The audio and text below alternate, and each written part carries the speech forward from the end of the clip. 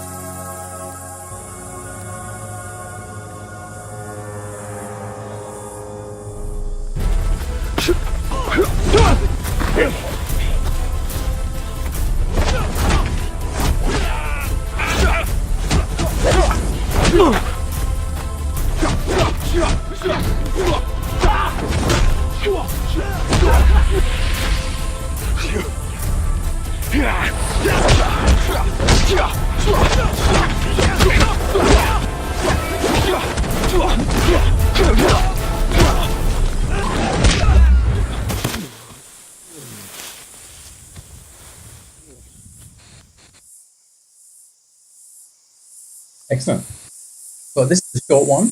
It's a short one, but a sweet one. And like I said, the boys did a fantastic job.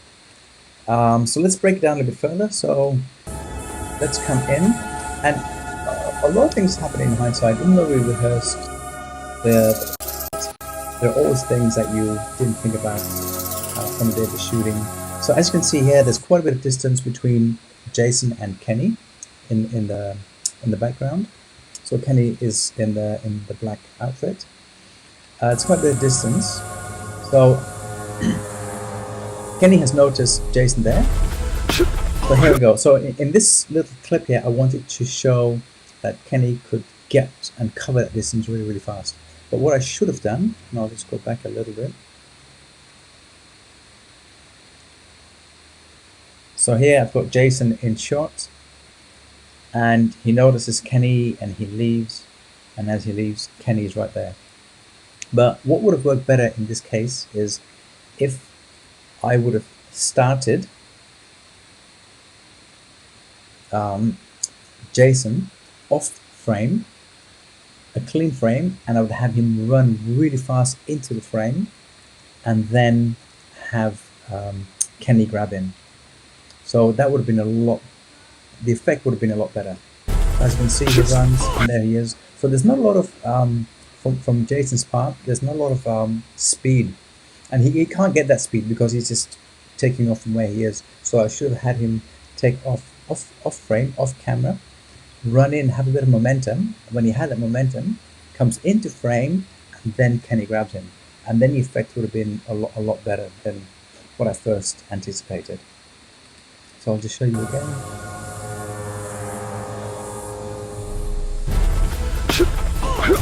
See, unfortunately Jason could not get that speed, and I should have had him take off the camera.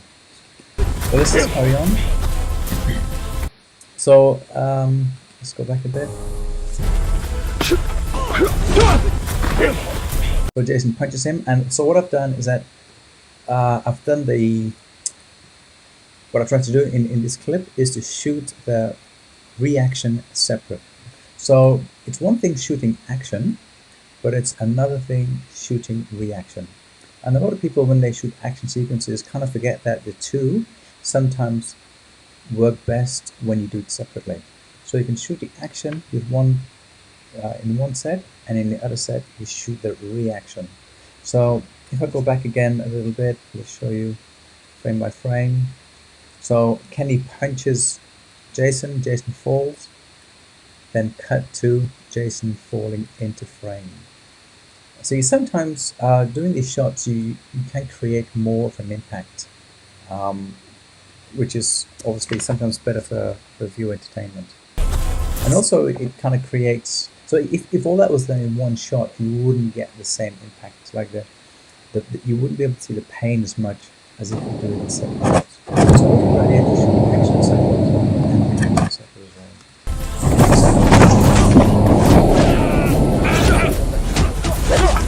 well. So here we go. In this shot, what I've done is to shoot Kenny's kick. So Kenny spins around. As he spins around, so I've done that in camera.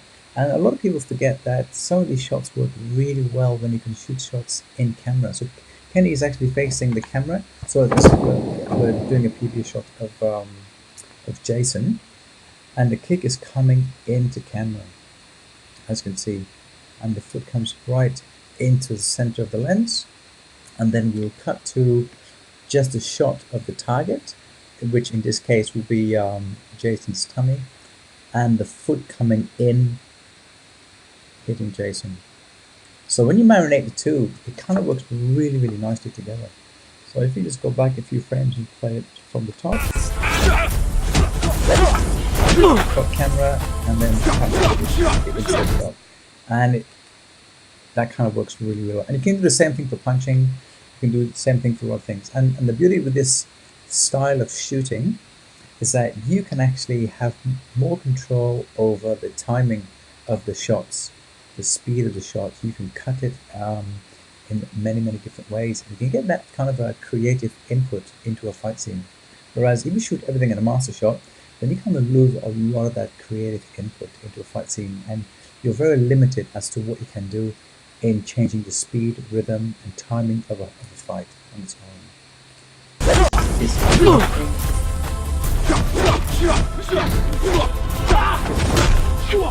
So here we've got the Steadicam shot that Grant did, which is an absolutely great job. Play it again. Steadicam shot. And then from after the Steadicam shot, what we've done is come straight into a set piece. So from the Steadicam shot, cut to Jason, and again, as you can see, Jason spins into the frame. Let's go back again a little bit.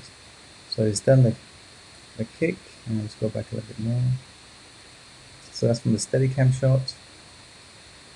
Cut to Jason coming in with a kick. Kicks Kenny, and as Jason is spinning, we get him to spin in camera. So we get that spinning separately.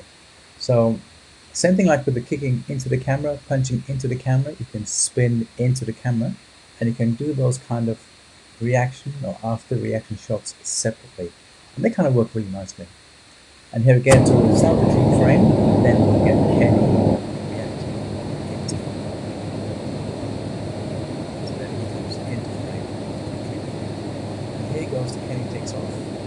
And again, just the shot is not easy.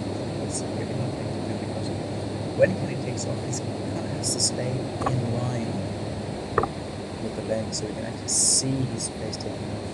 Normally when they take off, they duck and they kind of duck underneath the frame, which is a very natural thing to do. But in order to stay in frame, you kind of have to, your head has to stay kind of in line as much as you can to stay in line with the lens. So you can actually lose no dipping. And then we'll have Jason, again, here we go, he kicks into camera. And then we cut to a shot of the foot, and then we'll go back to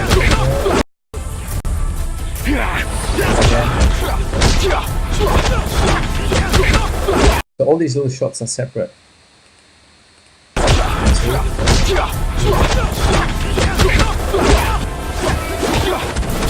And what I've done here, which you might have noticed or not, is that I added an extra sound effect. I added an extra sound punch, even though the punch didn't happen, but in the back of your mind you think, oh, there must have been more than what actually happened. So what you can do, you can actually add a few more sound effects to make it feel and look a little bit more busy than it is. So as you can see, I'll just play that little shot again. Extra sound. So I've got 3 sound effects for 2 punches. Let's play that again.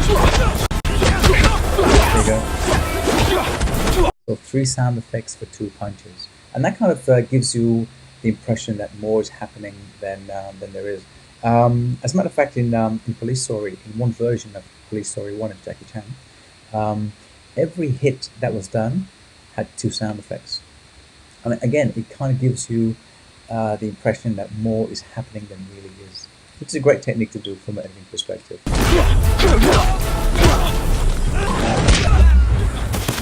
And that's the finale. And we'll just break it through. So I've put I've done the punch up again.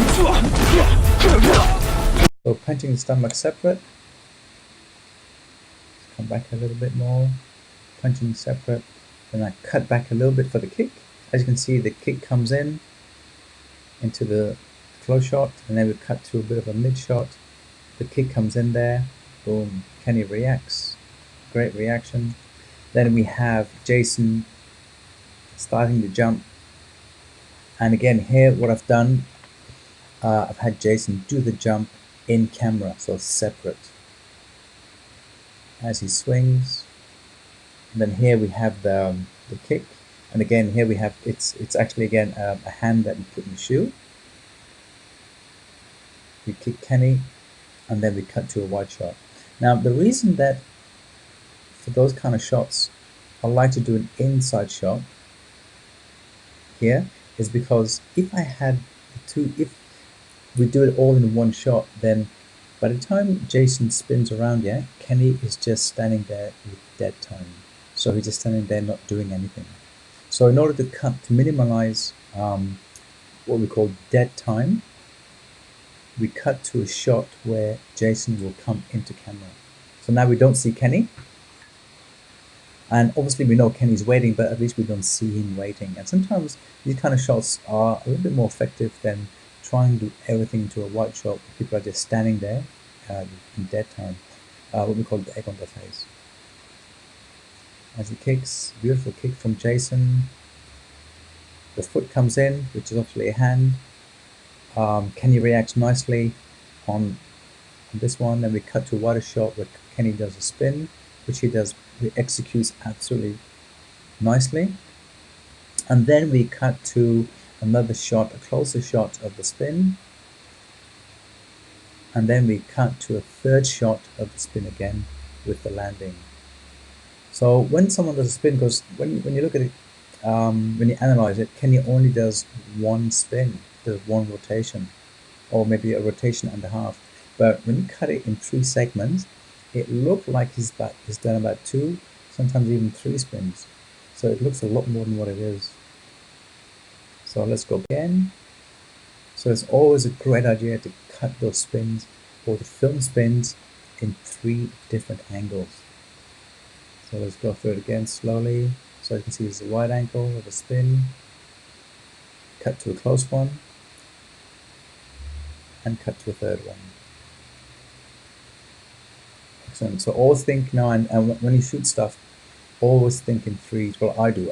That's how I work. I always think in 3s. So for every kick, for every punch, for every spin, anything that we do, I try and think of how can we film this one thing in 3 different ways, and then make it blend nicely together. And sometimes 3 might be too much in the editing, and you might think, oh, I'll just use 2. And sometimes you might think, well, actually 2 or 3 might be too much, I'll just use 1 for that particular scene. But at least you have that flexibility, and you have the creative ability to cut and mold the fight the way you'd like to. So this gives you a bit more freedom. So if I go back and we'll play it in real time. Excellent. Fantastic. So yeah, that's it for today. I hope you've enjoyed it. And again, the guys did a fantastic job, and there's always a difference between, like I mentioned before, using actors or stunt performers. But it's always a good idea to train your actors to get them to a level where they can do as much as they can and show as much performance as they can. Because if you're working with an actor and their performance is not as good, then as a director you are struggling to try and get the shots in so that you can actually see your actors performing. And then obviously we have stunt doubles that can take over. When using stunt doubles, then you have to obviously film it in a slightly different way so that you can cover the main actor with a stunt double. In Hong Kong and Asia, it's culturally, what's what I'm looking for, known that actors will perform as much of the action as they can, and they do that as well. They take the hits, they take the falls. Whereas in Hollywood, it's more the stunt doubles that do the grunt of the work for the actors. And then again, and that's why I guess Asian directors can afford to film action scenes a little bit more differently, because they have less to hide. They can show more, and then they can film things in a different way. Alright, so if you're constantly using stunt doubles to cover the actors, then you've got to change some of your camera techniques in order to make it believable that the actor is doing all the work. And also, we discussed that a few times with some of my my friends and colleagues. When you are doubling an actor, how do you double them? Because sometimes you've got to double an actor who is a little bit older, who can't move as well. And in some of the movies, even in some of the Marvel films, you can see a huge difference between when the actor is performing and when the stunt people are performing. And to me, it's a bit of a spoiler, because you can just see this huge difference. I mean, you kind of know from a performance perspective that the actor is not actually doing those moves. And to me, it kind of spoils it a little bit. So, it's always a good idea to train your actors as well as possible, so they can move in a believable way, so when they are doubled, that it blends nicely. And now I've heard a few stunt doubles get into trouble because their performance wasn't as good as it could be because they were actually performing with the actor in mind. So if the actor can't move well, then they were kind of mimicking the actor not moving well either. So to try and blend it together as well as possible. But I know some stunt doubles have been in trouble because they are not moving as well. And this is well, look, the argument is the actor isn't moving either. So it's my job to blend it and make it look like it's really believable. But some directors just don't care about this, and they want the stunt double to move as well as possible, even though the actor can't move as well, or the actor is an old person, and there's no way in hell he could do these moves. But sometimes that's the director's call, and you have to, just do what the director says, or your stunt coordinator, whoever's in charge. So this is just a little bit of a background information on what happens behind the scenes with actors and stunt doubles, um, how well your actors are trained. Always a good idea to get actors who are really well trained, or to give them the opportunity to train as much as possible and to prepare for the scene. Um, cool. So that's it. I mean, like I mentioned in every video, I also run online courses teaching actors how to stunt fight. And if you're interested, please check out my website at www.actionmoviemakerstraining.com. I also have a YouTube channel called Action Movie Makers Training. Have a look at my YouTube channel. If you haven't subscribed yet, subscribe to my channel. Have a look at some of the fight scenes that are on there. And in the comments, you can always let me know what fight scene you would like me to analyze next. Cool. Well, thank you very much. I will see you next time on Stunt Fight TV Live, and we'll keep in touch. Thank you very much, guys.